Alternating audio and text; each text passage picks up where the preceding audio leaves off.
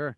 Well, Obamacare remains one of the most unpopular pieces of major domestic legislation that's ever been passed, and Republicans have been focused on repealing it since it passed about 2.5 years ago. But now there's a little bit of disagreement among conservatives on maybe what the next step is to take, and some of your colleagues, most notably Rand Paul, Ted Cruz, and Marco Rubio. I guess Mike Lee is also kind of leading out on it. They're saying that Republicans should essentially refuse to fund Obamacare as a part of the upcoming debate on funding the government. And I don't want to get too down in the weeds on the budgeting process, but you have not signed on to the Defund Obamacare letter being circulated, and I was just curious your thoughts on the tactics that they're proposing here. Do you disagree with them, and if so, what do you think is a better plan moving forward for us to get rid of Obamacare?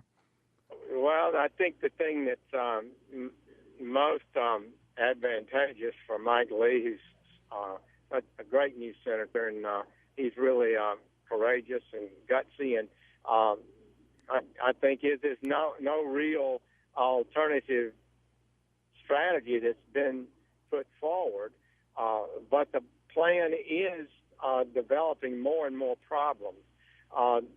It's purely a matter of what is the best tactical way to try to take this bill apart and undo it.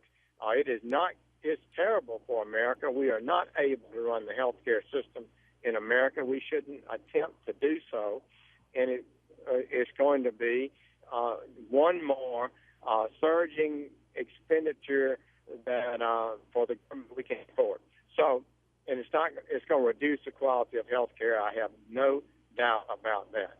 So, how we go about undoing it, I don't know. I expect I will not vote for the continuing resolution, but the problem is that this is a clear government shutdown deal.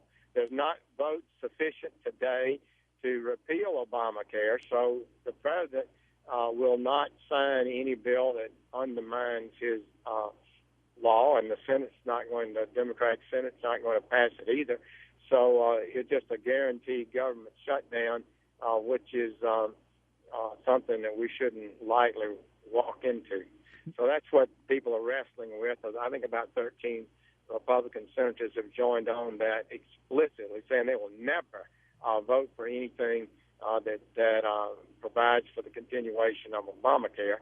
And others are spoken out saying that that's a policy that won't work and could be counterproductive. Well, so do you feel like then, a lot of folks have talked about if we go back to the 90s when there was the government shutdown, I think Newt was kind of running the House at that point, and Republicans really caught a lot of the blame and really suffered politically. Is that some of your concern, that if you feel like that we're heading toward kind of an imminent government shutdown, if this is the tactic that we take, that ultimately Republicans will be the one that get stuck with the blame for it? Yeah, I think that's, and it won't work. Another thing, if it would work, so the concern is, will it work? If it doesn't work and it places the country at risk, and that's not good. Charles Krauthammer, just hammered it. I just said that it's not going to work, and it will be a disaster, and Obama would love for us to do this.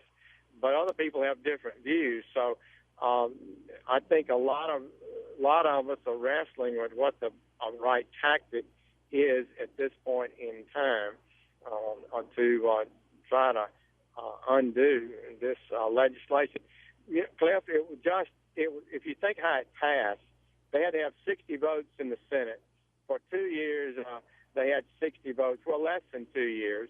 And Ted Kennedy died, and Scott Brown campaigned against Obamacare, said he would be the vote that killed it. He was elected, but they were able to ram it through the Senate and get the 60 votes before he could take office.